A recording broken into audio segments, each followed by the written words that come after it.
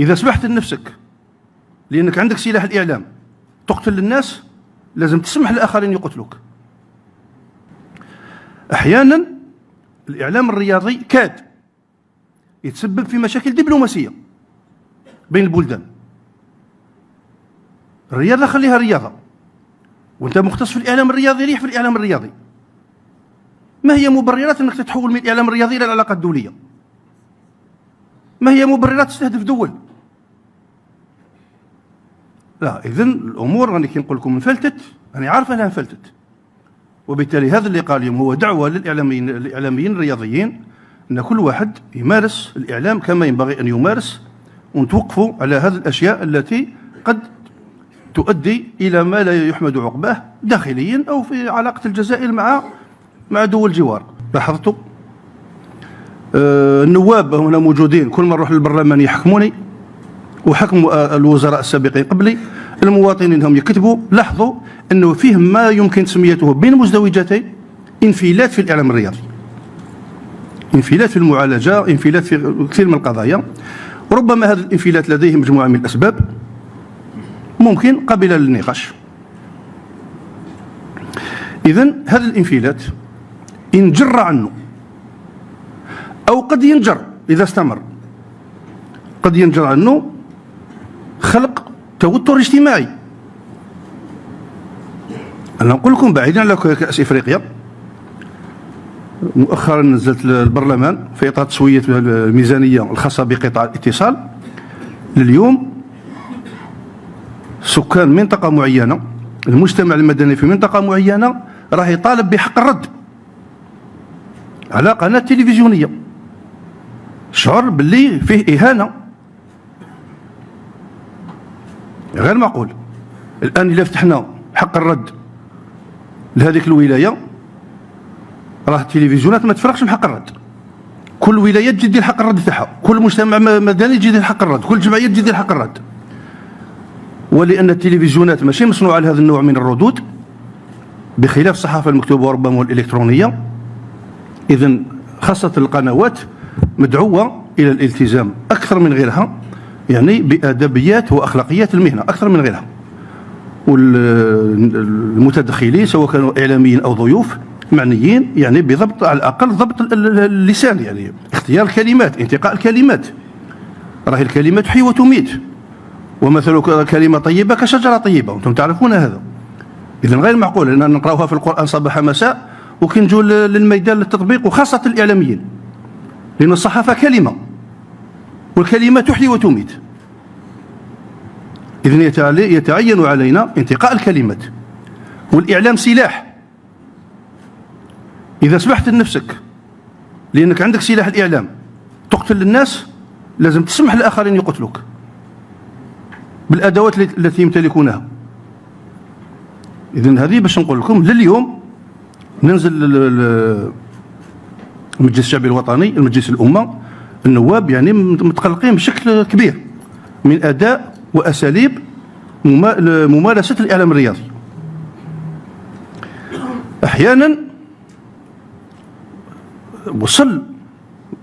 وصلت الممارسة في الإعلام الرياضي أننا لدرجة ونقدر نقول أنه الأمن القومي ولا في خطر. ولاية ضد ولاية، مدينة ضد مدينة، وهذه الإعلام لعب دور سلبي. نهار تصيب في الصفحة الأولى اليوم ما تفلاش، غير معقول. وش اليوم ما تفلاش؟ خلات لعبة وانتهت. دينا كأس إفريقيا في 2019، ولينا ألمانيا في التطور والازدهار، وخرجنا في كوت ديفوار وما حناش كأس العالم. واش رانا؟ حتى حاجة. اللعبة تقعد لعبة. لازم نفرق بين اللعبة وبين المجتمع وبين العمل السياسي وبين التطور الاقتصادي والنمو والرفاه الاجتماعي لبلادنا. أما خسرنا في مباراة بين ناديين ولا فريق وطني رجعوها قضية وطنية ونقصوا صباح مساء قلوب وعقول المواطنين ونحبط من المعنويات تاعهم، هذا أمن قومي مستهدف بشكل يعني ما فيش نقاش. إذن الإعلام الرياضي مدعو أنه يتنبه لمثل هذه القضايا ومثل هذه المعالجات. أحيانا الإعلام الرياضي كاد يتسبب في مشاكل دبلوماسية بين البلدان. الرياضة خليها رياضة، وانت مختص في الإعلام الرياضي ريح في الإعلام الرياضي.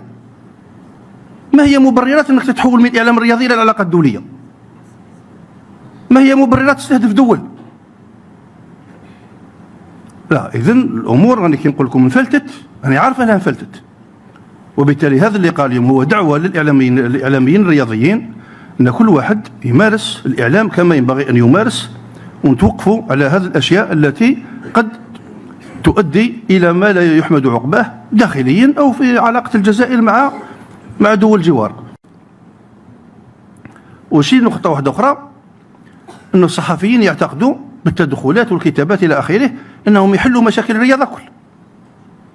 أنت صحفي لست مطالبا بحل المشاكل، أنت تكتب على المشاكل الموجودة، تنتقد الواقع، دير حملة العنف في الملاعب، مش عارف أنا شراء الماتش، دير حملة على روحك.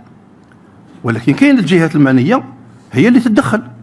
أما أنت ما تروحش تعد النادي الفلاني ولا المدرب الفلاني ولا تقول له نحل لك المشكل تاعك، هذه مش خدمتك. هذه أنت خدمتك تكتب على المشاكل أوكي، ولكن ما توعدش الناس أنك تحل المشاكل تاعهم. نقطة أخرى، نلاحظ أنه فيه استسلام الصحفي، استسلام للإنترنت وشبكات التواصل الاجتماعي. والصحفي بدل ما يروح هو يتحرك، هو اللي يجيب المعلومة، هو اللي يتأكد من مصدر المعلومة قبل ما ينشر المعلومة، ولا ضحية ما ينشر في شبكات التواصل الاجتماعي. يجيبها من الفيسبوك، يجيبها من تويتر، يجيبها مش عارف منين وينشرها، ما على باله المصدر تاعها منين جاية، مش عارف خلاص وينشرها. استسلام تام. احيانا ماتش قدامك 2 مترات عليك، تروح تجيب لا فوطو من الانترنت، وراه الاعلام هذا يبان نغلقوا الاعلام الرياضي ونروحوا خلاص نروحوا الانترنت. وعلاش؟ اذن هذه الامور هذه تبدو اللي قلتها تبدو تافهه او تبدو بسيطه او تبدو معلومه، ولكن مهما كانت ماناش نطبقوها، ما خديناش بها، وبالتالي ولات مهمه. على هذه حرصت في عجاله باش نوضح هذه الاشياء هذه.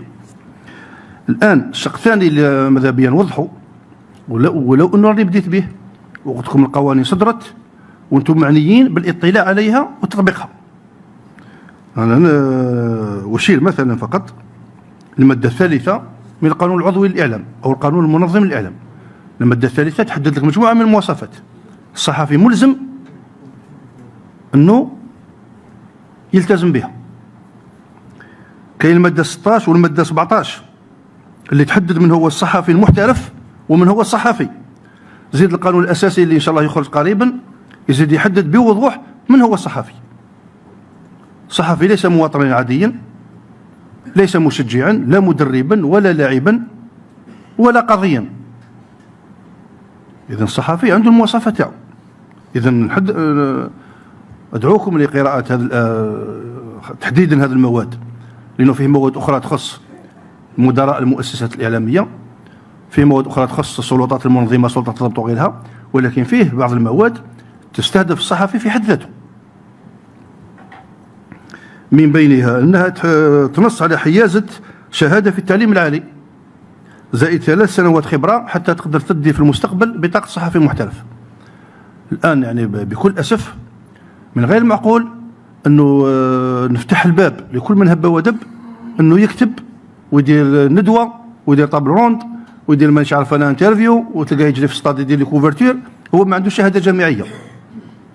يا خويا باش تخدم في الاعلام لازم عندك شهاده جامعيه في الاعلام. كاش علاه انا نروح يخلوني نولي طبيب، انا يخلوني نروح ندير عمليات جراحيه، انا ما يخلونيش. وكيف انا اي واحد يجي يولي اعلامي انا يجي يكتب؟ وهذا هذه الرساله موجهه لمدراء المؤسسات الاعلاميه، ماشي كل واحد يجي يدير ندوه صحفيه والله يدير ما يعرف واش. والله احنا ملزمين كاعلاميين باحترام القوانين. وانا كل تخوفاتي، وهذا الانشغال رفعته ايضا مع زملائكم مع مدراء القنوات اللي استقبلتهم في الوزاره اكثر من مره. الوزاره مفتوحه على مدار العام، يعني ممكن يكون يبلغوكم المدراء موجودين كم مرة التقيت معكم، مدراء القنوات، مدراء المواقع، مدراء الصحف، مدراء المطابع، ما خليت حتى واحد. إذن الوزارة مفتوحة، وبلغتهم باللي القوانين لابد أن تحترم وتطبق. نكتشف أحيانا أنه الإعلاميين اللي هم معنيين أوائل بالقوانين ما قراوهاش، ما قراوش القوانين بكل أسف.